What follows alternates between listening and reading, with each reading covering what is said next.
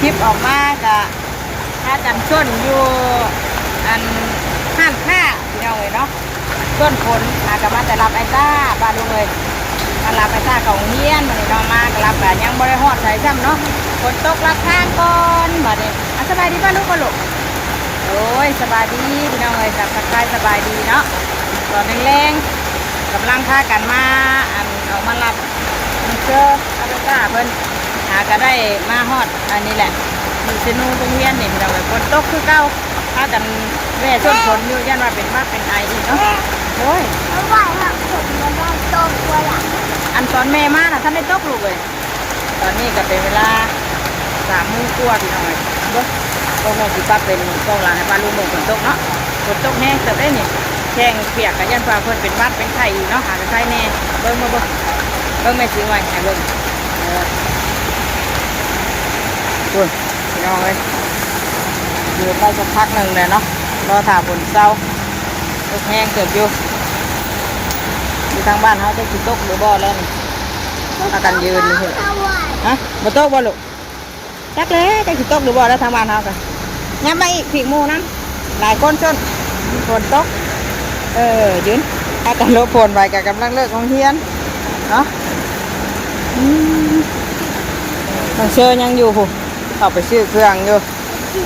เฮ้ยถึงญาติตัดผมใหม่อีกได้นี่นะว่าขาบนเช้าก้อนฝนแห้งเติบนี่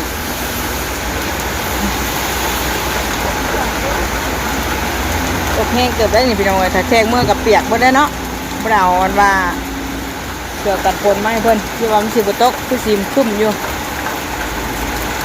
มาหอดได้เกินข้ามบัดว่าฝนตกลงมาเฮ้ย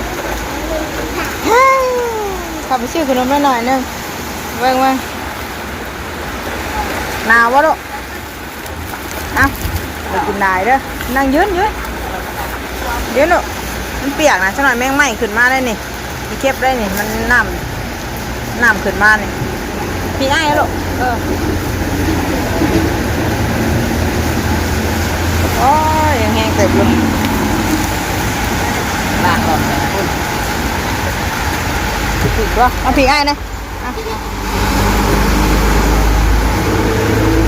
ลองเดินดูเด้อพ้นสาดให้มาพี่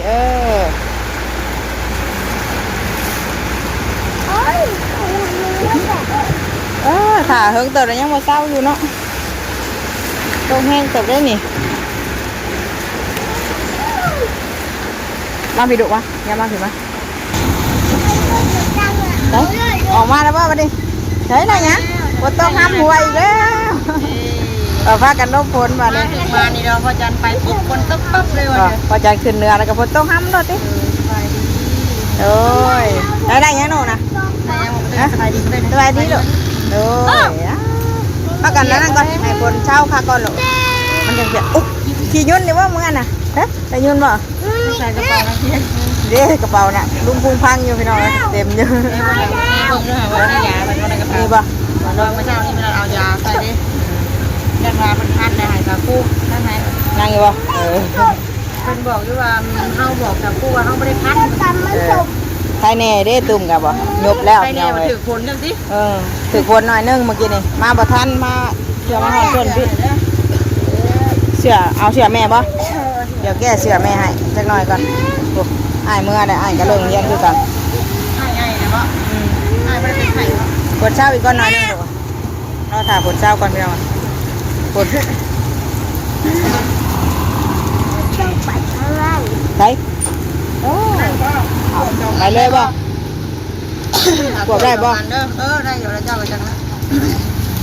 มาถ่ายกล้ามาเสือได้ยังใช่ดูมาขึ้นรถก่อนอันนี้พอดียุดได้หน่อยพอดีกุ้มมายุดพอดีเลยบัดนี้พี่น้องเลย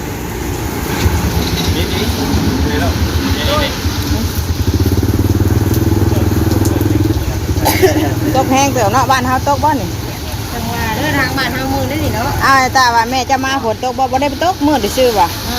ถ้ากันเห็นมันมืดออกมาแล้วคนที่ถ้ากันเห็นมันมืดฝนมาโดดมาลัดฝนแม่นหยุดแล้วโดยตาเพิ่นว่ามื้ออื่นน่ะสาวครูบอกให้ใส่ชุดสงกรานต์มาได้แม่เอ้ามื้ออื่นวะ บัตรปีใหม่มื้อไหนซะคือว่ามื้ออื่นตัววะไปไหนชุดปีใหม่ชุดปีใหม่ ปีใหม่เลยที่มีบ่มันจะบ่มี มื้อใดใส่ชุดปีใหม่ลูกฮะ คือวันทุก มื้อวันศุกร์วันศุกร์ มันชุกมันบอก พอดีได้เนาะวันศุกร์ มันชุกแล้วมัน ใส่ชุดปีใหม่มาบ่ลูก วันไหนรถมือ นี่ได้ชุดปีใหม่ได้หรอกข ให้ นาด หดมือให้หดมือไผ่ให้หดมือแม่บ่ ให้ฮดมือแม่บ่ได้ฮดมือลูก หดมือกับกูโอเค ไหนงานกับพี่เนี่ยนะทุกครับกู ได้กระทุ้สาคู สิบ่กับทุกเวทีบ่ได้น้อยกับหดชุดจะมือกับกูอ่ะ แล้วเอาดอกไม้มาแล้ว ชื่อพวงมาลัยให้แล้วลูกห้อยดอกปลานะห้อยดอกกูด้วย ห้อยดอกหักดอกจำปาเลยติมาให้สาคูบ่ลูก ไม่ได้พวงมาลัยรถรถ พวงมาลัยบ่ เอาพวงมาลัยมาให้สาคูบ่มื้อวันศุกร์มื้อนี้วันหยังมื้อนี้วันพุธพฤหัสอีกมื้ออื่นมื้อฮื้อเนาะพอดีกดน้ำให้สาคูเพิ่นว่าโอเคจ้ะมีได้บ่ชุดปีใหม่นะน้องเชื่อมีได้ ยังบ่มี เอ้าไอ้ตาได้จ้ะลูก ยังบ่มี อันชุดสร้างนั่นได้จ้ะ มีแต่ว่าตื่น ข้าวมันรวมแมงทุกปี ชุดสร้างมันแม่นชุดปีใหม่เนี่ย สร้างอันแล้ว ชุดสร้างก็ได้ดูเว้ยปีใหม่คือกันนั่น ไอ้ทุกข้าวอะไร เนาะ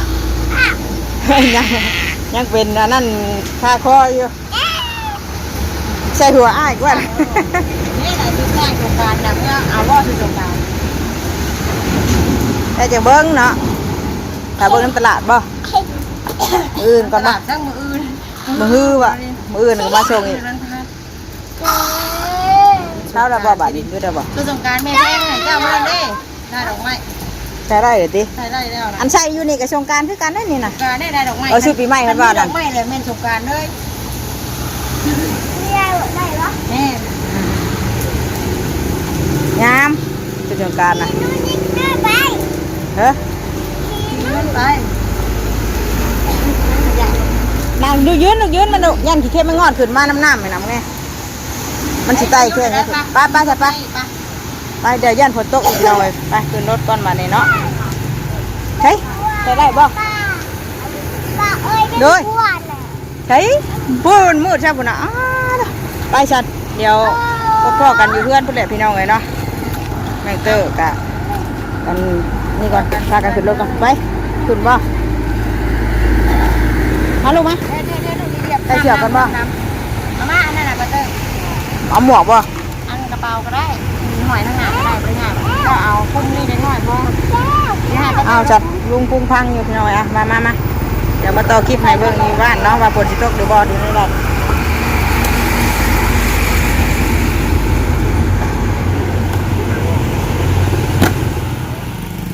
ตัดภาพมาหอดเฮือนพี่น้องเลยแห่งกุนคืออันข้าวที่แล้วอันนี้เนาะบ่มีผลโอ้ยน่ะมันต่างกันกับเมื่อกี้เลยอันนี้หากำลังขี้ยาดบัดนี้ปกแปลกมาเลยลงเม็ดเด้อพี่น้องเลย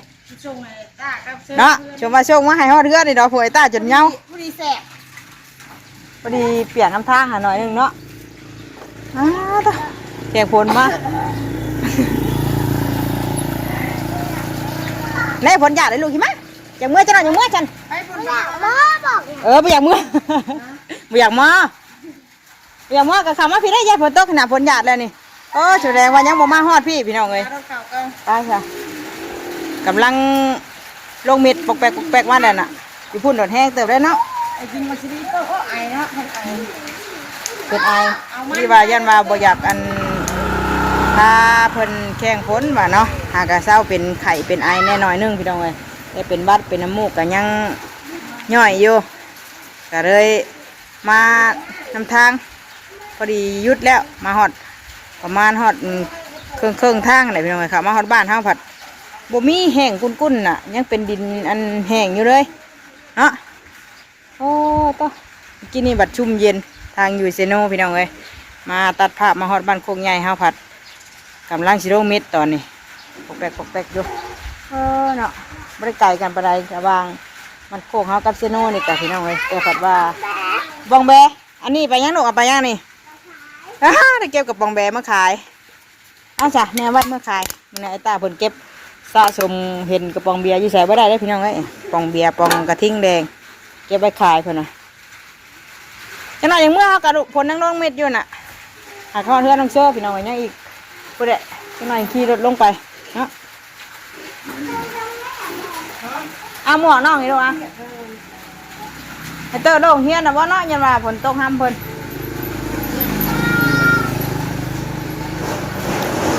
นี่ได้กระป๋องเบียร์แล้วฮัมว่าแต่แม่ว่าแต่ลูกแม่ก็เก็บคือกันเก็บมากระป๋องเบียร์ไปไว้ขายก่อนพี่น้องดูแพงเติบได้นี่ดูฮอต20,000ผมโอ้โหเปิดห้านรับลูกค้าตอนแดงบ่บัดนี้เอาหนังเชื่อมาฮอดเพื่อนก็เปิดห้านเลยบัด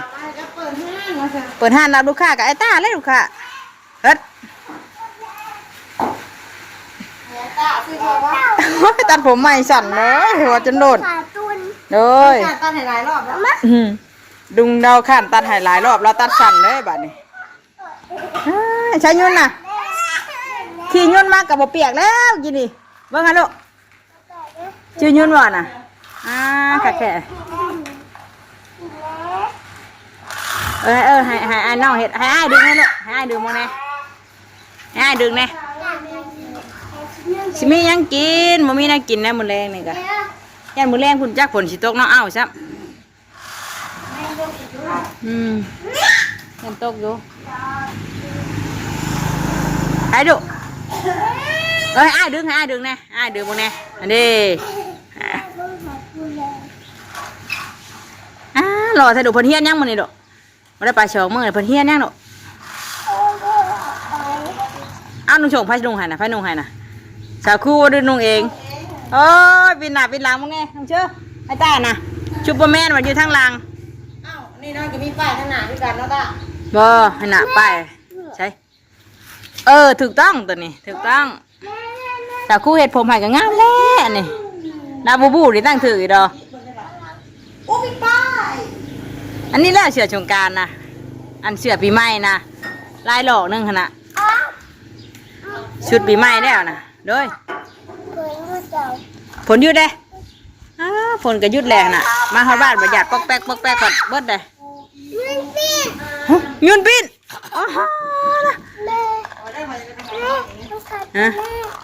เอาขึ้นใส่ยังน่ะเกือบถือได้อยู่จักเอาได้ไหมพอกับไปเหนื่อยอีกแล้วติลูกพอไปเหนื่อยป้าอีกแล้ว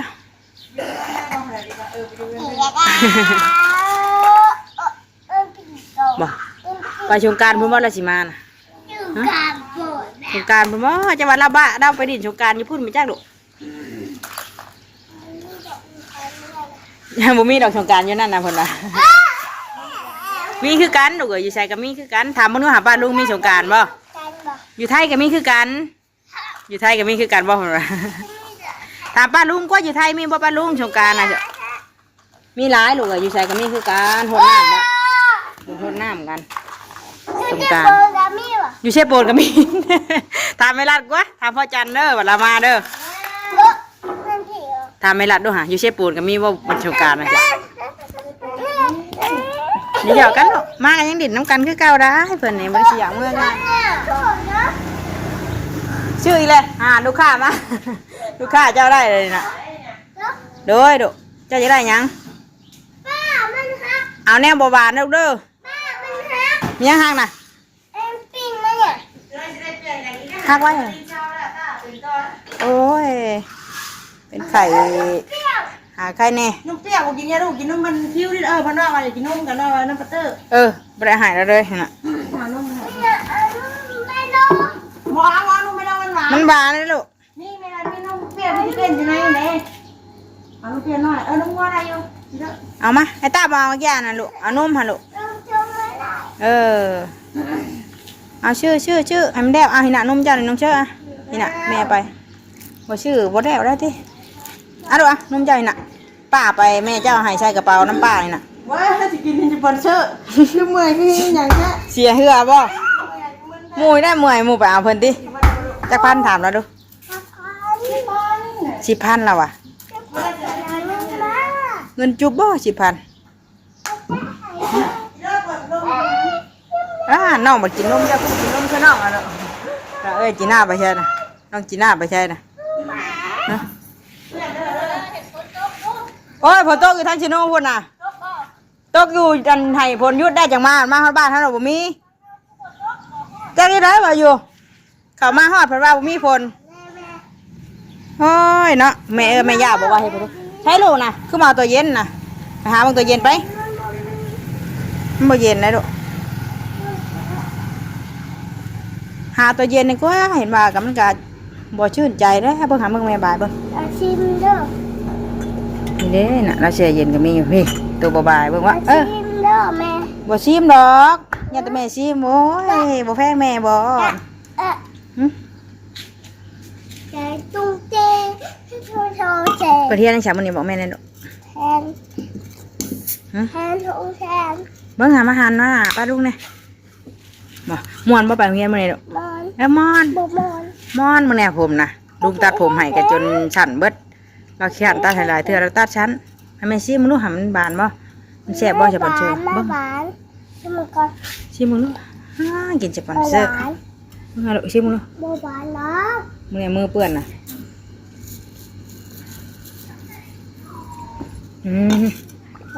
หวานละ บ่บานกินได้อยู่อย่ากินได้ให้น้องเชอแพ้น้องเชอได้จ้ะใช่น้องเนี่ยไอ้ชองมาเลยเอาชองฝนตกหูไปดูดปลาบ่ชื่อน้ำมันดูดปลาบ่ถ้าฝนตกอยู่หูทั้งชะโนพุ่นไอ้ชองมาได้ซื้อน้ำมันฝนตกแล้วว่ะชื่อน้ำมันดูดปลาแล้วจะมือไปดูดปลาหน้าแล้วเด้อเราชวนไปดูดปลาได้มาเลยโอ้ยได้ยังมาอ้างอีกวันนี้อ้ายได้น้ำเนี่ยค่ะอย่าให้อ้ายดินในดอกอ้ายดินเมื่อซื้ออ้ายมาเอาดอกอ้ายดินเนี่ยนะอ้ายดินนี่ซื้อดอกอ้ายมาเอาเบิ้งค่ะได้ยังนะอันห่วงน้ำบ่เนี่ยสิไปดินน้ำไม่ใช่ผมมีหม่องลอยซับ เปิดไม่ได้ เปิดไม่ได้ ลอยน้ำได้ เปิดไม่ได้ผมมีอันลอยบ่มันเป่าบ่ได้บ่มีอันสูบบ่มันแบบเลยโอ้ยฝนกับบ่ฮอดเลยนี่เนาะ ไม่ใช่เป่าหายเย็บ จะม้อยอยู่ ไม่ใช่เป่าหาย หากะมาฮอดเมื่อกี้นี่ผัดว่าหยาดได้ผัดอันนี้เด้หยุดเด้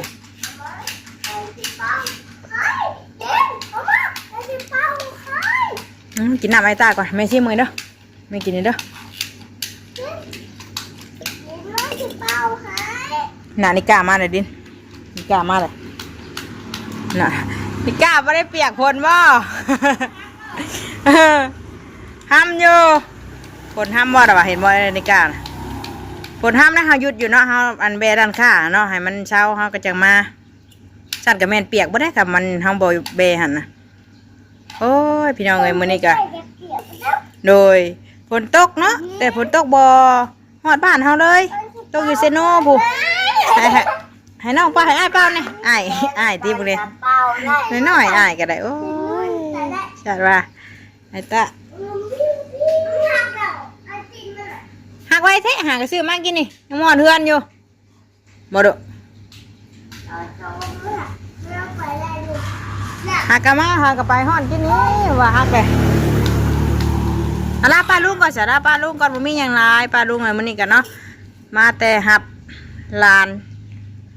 สาวกับไอ้ต้าเนาะเพราะว่าฝนตกห้ำลัดทางเพิ่นก็เลยเปิดคลิปไทยคลิปบรรยากาศฝนตกฝนดินอยู่ทางเซโนพูดเลยเนาะให้พี่ให้น้องได้เบิ่งแต่บัดมาฮอดบ้านเฮาผัดแห้งกุนๆพี่น้องเอ้ยจังหน่อยก็เมื่อในแมงเตอร์ก็ได้เนาะค่ำเติบได้เบิ่งมึงฮอดบ่4 โมงเด้4 โมงแล้วบัดนี้นั่งคักซะลูกเชื่อใช่แม่ไปใช่แม่เขาในบ่แม่เขาเก็บผ้าบ่ฝนหยาดแล้วเก็บผ้าป้าบ่มาสบายดีป้าลุงกันไหมลาป้าลุงเด้อหลานน้อยไปโรงเรียนแล้วมื้อนี้กับพี่น้องเอ้ยหลังจากลาครู2 มื้อน้องเซอร์เพิ่นเป็นนั่นตุ่มเป็นตุ่มเป็นพื้นตามต้นตามโตเพิ่นกับไข่แน่มื้อนี้กับไข่แน่แล้วก็พากันไปห้องเฮียนแน่เนาะ ใจป้าลุงหมดสุขุสุคนที่คอยเป็นห่วงถามไทยกันเข้ามาเนาะขอบคุณขอบใจขอบคุณขอบคุณเด้อพี่น้องเลยที่เป็นห่วงเป็นใยลูกหลานฮะพากันมาแต่โรงเรียนมื้อนี้ก็ไปโรงเรียนเนี่ยเดินไปโรงเรียนอีกวันมื้อวันชุกใส่ชุดปีใหม่พุ่นน่ะยังบ่มีฮอดชุดปีใหม่ซ้ำมาลูกล่ะหาชุดปีใหม่ใส่แล้วมื้ออื่นมื้อฮื้อเนาะอีกมื้อฮื้อไปชอบสงกรานต์เลยไปซะสำหรับคลิปนี้ลาพี่ลาน้องไปเพียงเท่านี้ก่อนเด้อพี่น้องเอ้ยพบกันอีกคลิปหน้าฝากเป็นกำลังใจให้น้องเตอร์คือเก่าเนาะฝากบนโฆษณาให้แน่สำหรับคลิปนี้ไปแล้วสบายดีเด้อบ่สิกี่คนเนาะสบายดีพี่น้องเอ้ย